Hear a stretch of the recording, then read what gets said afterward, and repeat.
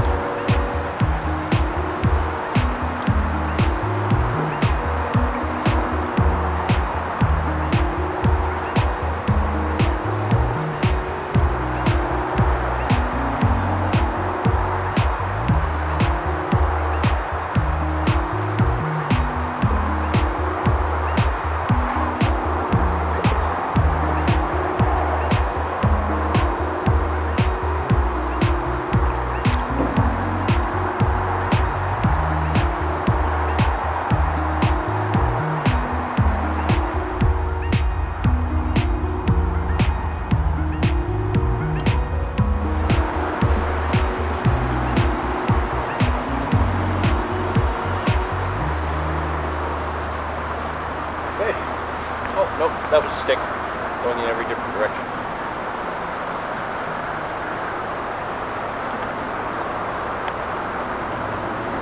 It was a stick. But it moved with the water. Has it been that long since you've had a fish you can't tell the difference? Yes. I had some perch a few weeks ago, and other than that I had a trout in December.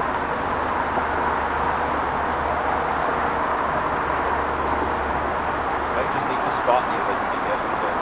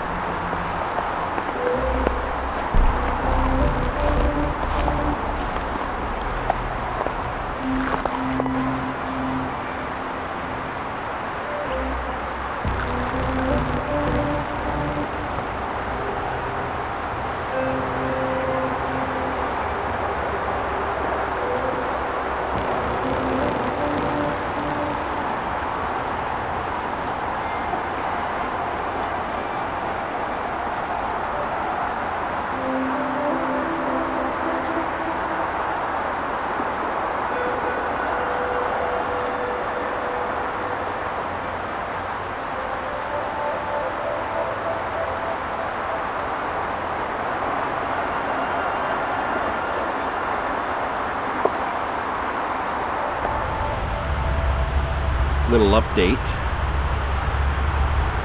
Change of tactics was in order. It's actually been a while since I've seen a fish. We had the big group come in, and I think I expected this to be really easy, where we would just peg off a fish or two, and then we could move on to the other plans we had for today. Yeah, things didn't work out that way. It seems like whenever I would get onto a group of fish where I could present my bait to it with the float, just trot it down or hold it right over, I was spooking them off.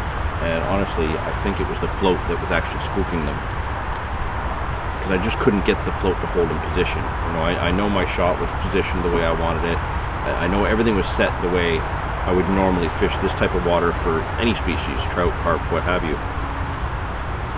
But I think because this group of fish is so isolated into a small area here,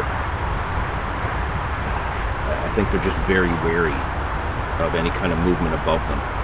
You know, it's a very, very natural area. There's a lot of predators for them. You know, I can, when I do see them, they're always near a snag. So it's one of those things where I think my main approach was just the wrong approach. I'm hoping I haven't killed their opportunities. We're going to give it another hour and a half or so in this spot. But we've now switched to, both of us are fishing the bottom. And I think what we're going to do is just wait for a chance to spot another group, see where they are, where they're moving. And then if we need to move our baits from there, then we'll do it. But yeah, we're kind of at a standstill until we see the fish again.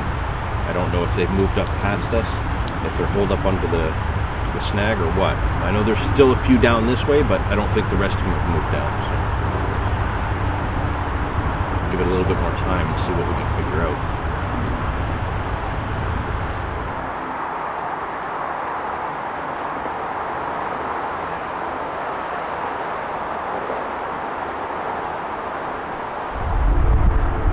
And they're all just left of your bait.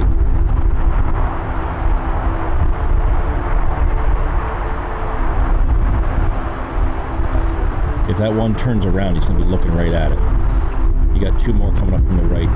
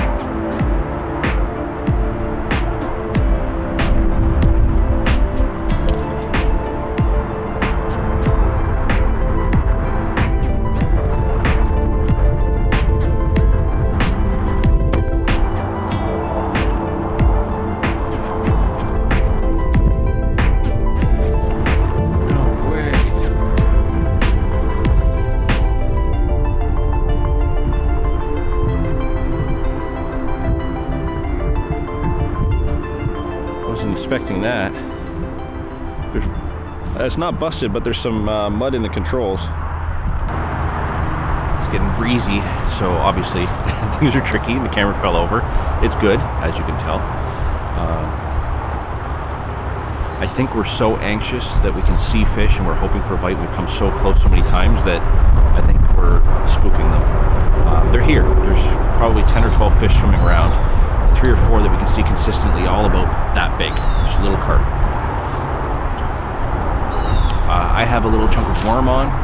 Kevin's still got a little piece of corn on. Yeah, I think we're just getting overly excited and spoiling our chances. So we might have to just sit back a bit and kind of wait for something to happen.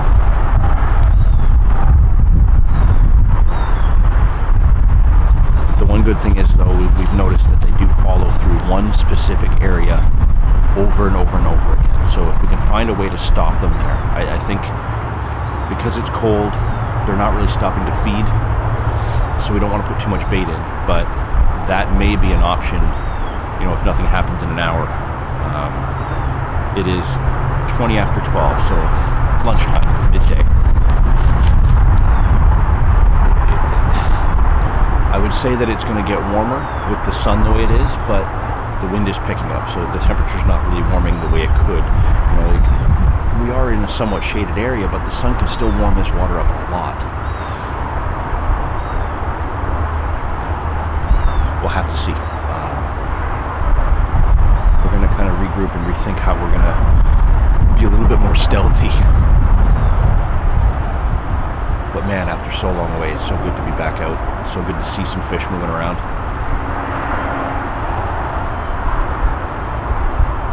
Yeah, I really hope it happens. Yeah, I didn't even see him coming.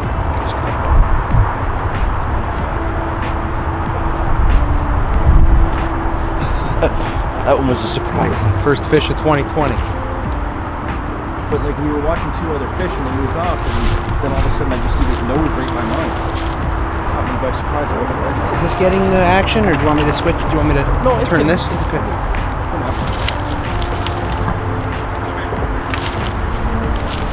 Need help with that big fish? Very nice, John. Oh.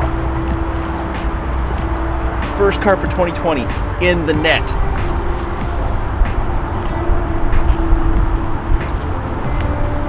Recording? Yeah.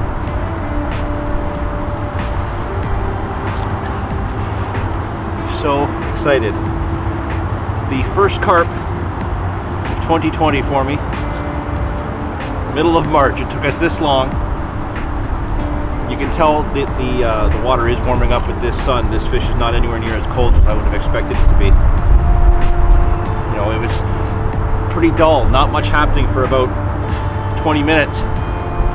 And then all of a sudden I just saw this one feeding. He was picking up a few pieces of corn, then grabbed mine. It happened that fast.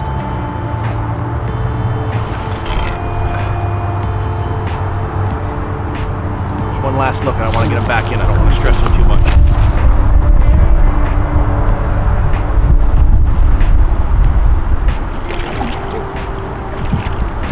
Frisky! Where'd he go? Oh, he's booking it. He's going right back for that stump. Yes!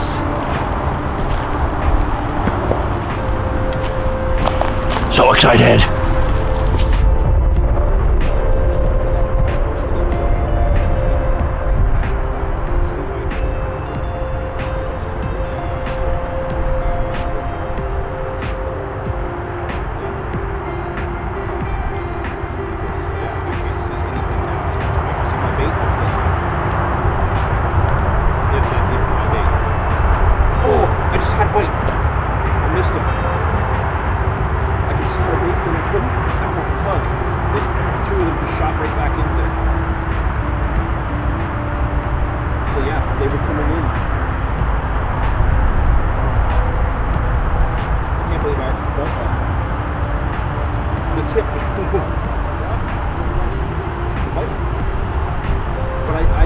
The fish had come through. I didn't know there was still one there.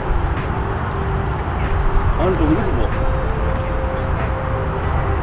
I couldn't see my bait at that point. Like I could see part of it, and then I couldn't see. I thought it was just the wind.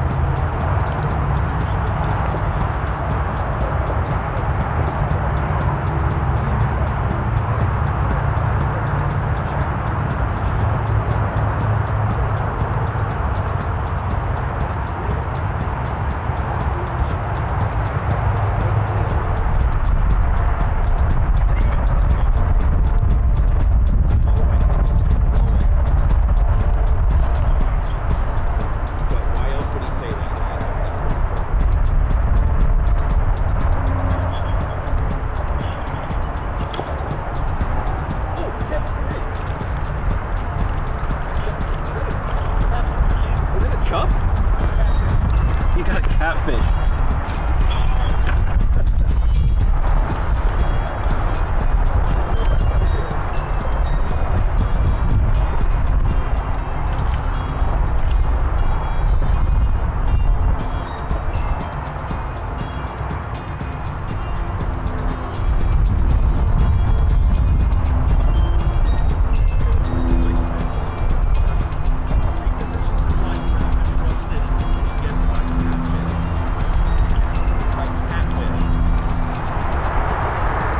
Got it, buddy.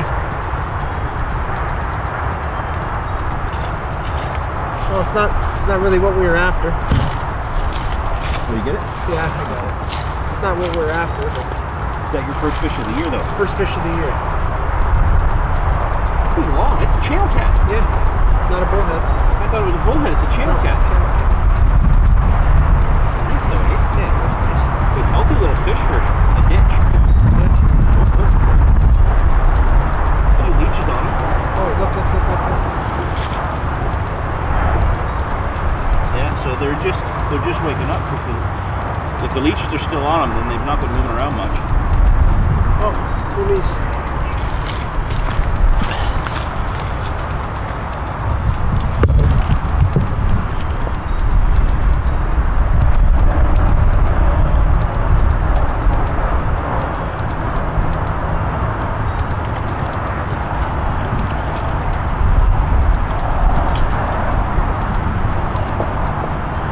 Hey, buddy. Not a blank. Wrong species, but Fish is a fish. take it. Well, you have to. Under the carp. That's all you got. Under the carp. But moving made the difference. Yeah. I could see fish holding there, so. You just couldn't see the channel cat. No. That was an unexpected surprise.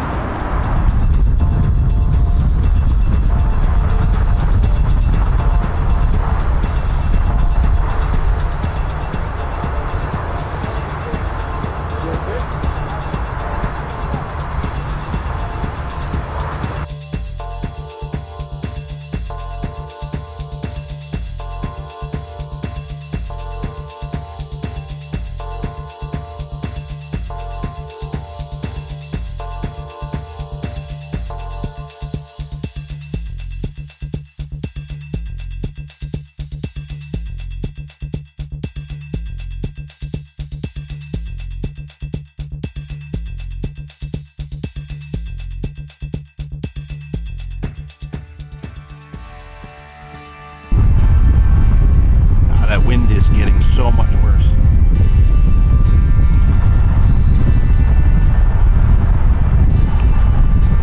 So Kevin just missed another one. We've now missed a couple. We've only landed that carp and that catfish. We're nearing the end of our time to be out, and we're really not seeing the activity we saw earlier. Kevin's really pinpointed a spot where they seem to be holding. That seems to be how he's getting his bites. Yeah, it's gotten tough, and that's to be expected. These fish aren't used to pressure, and you know, we've really put it on them.